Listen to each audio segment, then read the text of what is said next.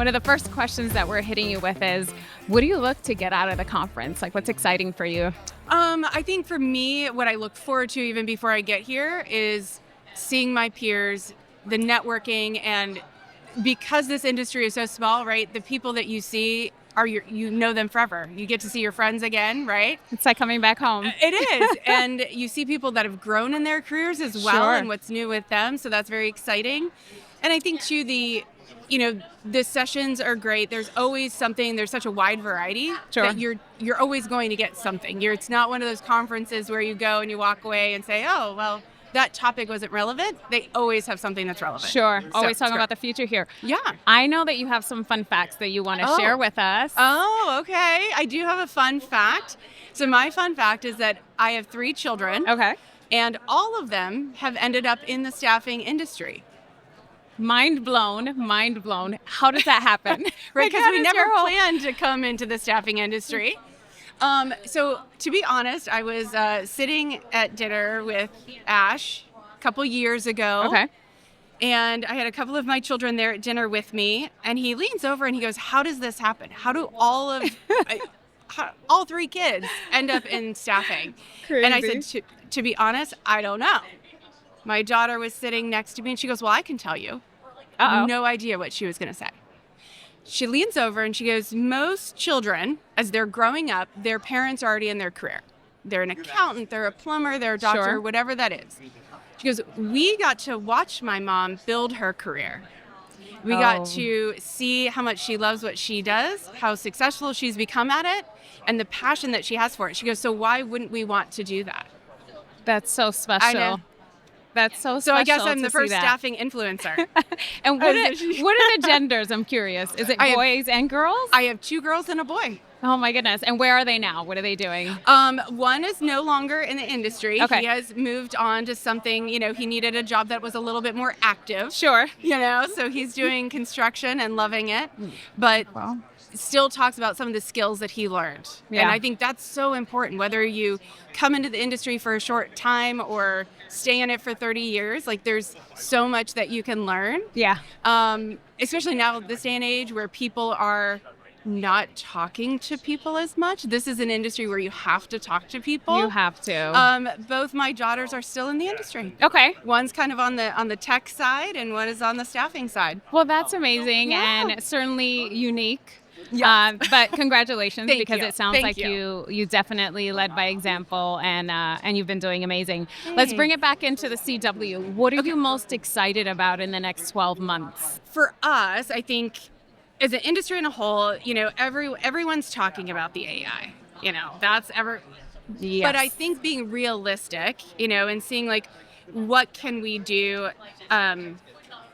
in small steps, right? I think everyone thinks it's going to be an overnight thing where all of a sudden everything's just going to be AI and bots and all of that. But for me, I think it's the small changes that you're making in the programs that are increasing your manager experience and gaining that adoption. I think AI can help in that space, and it can be small changes. It doesn't have to be those big changes, but it is exciting to see some of the things that we can do that can kind of change it. And then I also think with PayPal, I sit in a unique space because I sit under workforce planning and strategy. Okay. Which is super exciting because I finally get a seat at the table. Yes. To help the business make those decisions. And I think that's where the contingent space has always struggled, right? We're kind of like the Harry Potter, under the stairs. People forget about us, right? Or the contingent workforce stepchild. We're in the closet under the stairs. And so I think that being in that kind of organization is also very exciting.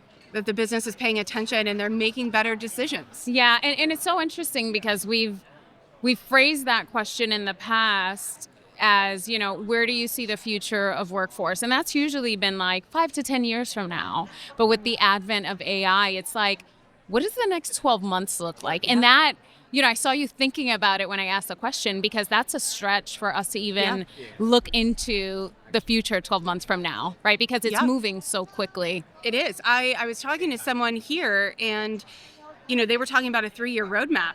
And I said, how can you actually do that? Because you don't even know where you're going to be in 12 months. No. So 3 years, I mean, it's so high level and so has to be so big picture because everything is going to change. Everything is changing. Yeah. And I think another one of those topics is SOW. I feel like that has been a big topic, certainly for us. We've been hearing it a lot in the marketplace and even here. Has that been a big topic for you all in the past? It has. And I think, our program, just a little bit of background, we actually in 2018, we put everything into our VMS. We had all the SOW, temp, outsource, all of the things. So for us, it was like, I tell people it's everybody in the bus. We put everybody in the bus. Yes, everybody get in. This is where we're going. But in the SOW space, I think it's the advances in the technology has been incredible. Sure. Right? So more people are paying attention to that. They have the capabilities that I think they didn't have before. And with the technology and AI, I think they're getting more comfortable with being able to identify terms in the contracts that could call out possible misclassification. Yep. No one's having to read 50-page contracts. You could just pop that into AI, say, is there any staff hog language in here that I need to be worried about? And so I think people are getting more comfortable with that. Yeah. They're not as worried about misclassification and the need to kind of push everything into temp because they don't want to worry about that. I think, and going back to the functionality, I think the build out of, time material makes it a lot easier for legal and your sourcing partners to identify and build those SOWs properly. Sure. Right. Sure. And the managers are happier with it. Yeah. Right. Because they're not worrying about the tenure limits and things like that. So I think it's a variety of things. I think it's the support models that are coming out from all of the different companies, the technology, and the comfortability. That's great. And, Yeah. and I guess to tie that into your mention of support models, what does that look like right now with the MSPs? Like, what is that ideal partnership given AI right now? Because everybody's like, what are you doing with AI? Wait, don't do too much with AI, right? It's kind of like, I love it, but I hate it. Yeah. And so when you're bringing in that SOW spend, it sounds like the technology is getting more sophisticated and it's allowing the MSP partners to support a little bit more meaningfully. What's that ideal situation for you with I think that there's that element of being more strategic, right? And so my leadership is also a huge proponent of AI, and it's about working smarter, Sure. right? So that is our tagline for, AI, and we've been running bots and all of that in our program for years. So for me, that has enabled my support team to be more strategic, to spend more time with our managers. But going back to the partnership piece, so for me, that's that model of my success is their success, right? That they really want me to succeed. And I believe I have that with my MSP partner. And it really feels like we've done this and what we've built together. And I think that's so important. On the flip side of that, I think as a client, we tend to feel like we're always right. Sure. And I think that that's a detriment sometimes to the partnership. I think really being able to be honest with each other. And sometimes as a client, we need hard feedback too. Sure. Right? And like how. And that's a little harder to have that give and take. It is. Yeah. It is. They're afraid, they're worried about, Sure. Are they going to renew my contract? But I think for us and the partnership that I have built is really about, hey, I'm going to sit here and tell you what I want you to do better or differently, but I'm going to take that same feedback. Sure. What can we do better? Well, that's what do you we hired need to them change? for, right? Exactly. So it's okay that they're actually leaning in. Yes, and we kind of need giving that. you that advice. Yeah, we need that. And then I think it's also how you navigate the bad, the rough patches. Hey, we tried to build this and it failed. Because you want a little bit of friction. It Yes. means they're challenging you, right? Like Yes. that's okay. And things are going to go wrong. yeah. And so yeah. a true partnership, I believe, is not when it's going good. It's like any It's a nice to relationship, have, but right? yeah, that's right. It is when things go bad, how do you fix it and solve it together? Sure. So for me, that's the partnership. You piece. kind of need that. And so in the theme of AI, SOW, and some of kind of those things that are perpetually changing, what do you see changing in the landscape right now? I think So, there's the whole discussion of, total talent. I think the approach to that needs to change a little bit. I don't necessarily think that it's about how people have built up this, like it's going to be the end all be all. I don't think that's it. I think total talent is around just helping the business make better decisions. How are you getting the analytics and the data and the reporting and the insights to the people that need to make decisions in a meaningful way so that there's better forecasting, better decisions are being made around what type of work needs to be done? Right. I think what's interesting about that is it reminds me of when I first came into this industry and there was a lot of talk about direct sourcing. And the one thing that I would hear is, well, how do you define direct sourcing? There's not one lane to swim in when it comes to it, right? Because it depends on the client. Like, how are you kind of navigating that internally? And I feel like that a little bit with total talent. Like, what does that strategy really look like? And they mentioned earlier in the opening keynote that term was first heard in 2012. Mm-hmm. And here we are, it is 2025, and you're just like, I think we need to work on total talent and what that really means and how we define that. Yeah. How are you defining it internally? Yeah. Or is that what you're seeing as it's going to change? I think it is going to change. And I think the same thing, right? You go back to the AI discussion, right?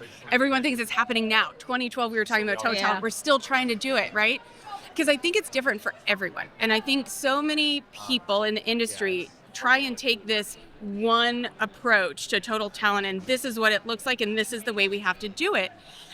I think that that's not necessarily the right way. I think you have to look at your organization, how you are set up as a business, and figure out what's the right way. For example, we're looking at how does headcount budget become one budget, not FTE headcount and contingent headcount. Total talent. But that's how we do it. Other Right. people are looking at it at how do you combine your TA teams and your FTE hiring with the other teams. And for us, we hear a lot of just conversation. Well, I don't have FTE headcount, so I have to hire contingent, and that shouldn't be why we're making the decision. Right. So, given the changing landscape, then. Your expectations or how you're looking to partner with your vendor network, how does that change, or how are you looking at that moving forward? I think for the vendors, and I've seen a lot of my vendor partners here the last couple of days, and what we've really talked about is agility and being able to flex. PayPal loves to throw one-off situations that, like, hey, we just had one of our executives come to us and we have to figure out how to do this, right? And we've been running a program for 8.5 years, and there's still new things that they're coming up with and coming to us saying, oh, we have to do this. And so for me, it has been really about the agility of those vendors to be able to flex into a space and work together to figure out how to make as compliantly as possible, how to give the business what they want. How to keep up with you. Yes. Essentially, right? And helping me to keep up with the business, right? Yeah. So it's kind of that chain of like, I need you to help me so I can help them. Right. And sometimes that's going to be sitting down and like, we have to figure this out in 24 hours. And their willingness to come to the table and do that and be creative with me. I couldn't agree more. That's who's going to win. Yep. When they're nimble with you, when they're able to flex with you, they're going to win the business. They're going to continue to succeed. Yeah. We mentioned direct sourcing briefly. Oh, yeah. Is that, like, how are you defining that? Is that a big component of your program? So, interestingly enough, we've implemented that a few years ago. And for us, it was exciting because it was something where we could leverage our brand. Sure. And I think our brand is really strong. And sure enough, when we launched it, I think, our partners said they saw more resumes and applications come in the first 14 days than they had ever seen. Oh, wow. We were in the thousands in 14 days. Mm-hmm. Very exciting. The actual outcome of that and the follow through didn't align. And we kind of kept struggling. Like, why is that we're not filling the roles through the direct sourcing that we thought we would. And I honestly think it's a little bit of our internal managers have built really good relationships with the vendors that we have. And I think that speaks volumes. So there was a little resistance then I to think actually so. leverage it. Oh, that's Yeah. interesting. Yeah, for us, they're like, no, we're good. We're good over here, you know?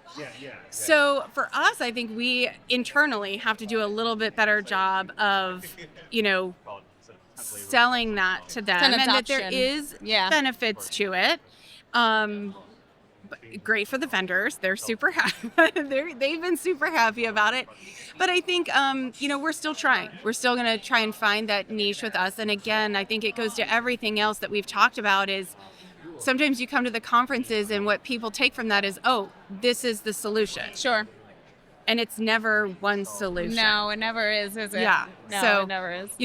My advice to those out there looking to do something new in their programs is don't just talk to one person. Talk to your peers, talk to multiple, vendors that maybe don't have, any bias, right? Find those people that don't have bias. Get their input before you make a decision because everybody's path is going to look different. I can agree more, and I think CWS is the perfect Place to platform and the Yeah. place for it. And just being together, right? Yeah. Just like having conversation. Thank you for doing this today. Last Yes. question here. What are you most excited about for the future of work? I think what I'm most excited about is that ability to see change in how we approach work as a whole, like kind of breaking out of the silos, whether we call that total talent, whether we call that skills-based hiring, whatever that is. I think there's big change, and I'm also hoping to see some change in some of the regulations that open us up a little bit more to be Sure. more flexible, because I think if we can get to that point where we can move quickly, be agile, be flexible, understand how to get work done for our business and support them quickly, that I think is the key. And I don't think it can fall into one silo. Even within Contingent, I think it can't fall into just the buckets of classification that we have now. I think that has to open up a little bit. I think we need to think differently. That's actually been another very interesting topic throughout is this is misclassification. And it's like something that's misclassified in your program could be very well classified in somebody else's. Yeah. And you kind of, it's a slippery slope there, but you got to figure out what works for the business. Yeah, and I think when you're looking at classification and you're trying to define that, is it really misclassification? Right. Are you legally misclassified? Like, how are Right. you? Yeah. I think the other piece of that, though, that's really important going into the next couple of years as we think about the different types of work is understanding co-employment. I think there's You took it out so of many myths around co-employment Yes. and what it is and what actually is the risk behind it. right. Which is a lot smaller than people think. Oh, yes. I'm just coming out the heels of getting certified, the SOW certification, and that's something that continually comes up. Yeah. And there are a lot of myths around it that we have to debunk. Yeah. And I think this is kind of the perfect place to do it. But let's continue to do that. Yeah. That good work. Maybe next Stacy. year we'll be sitting here talking about co-employment myths, right? We can only hope. Yes, we can only hope. Yeah. Thank you so much for Yeah. joining us. We love you for doing this, No, and thank you. enjoy the rest of the conference. Thank you so much.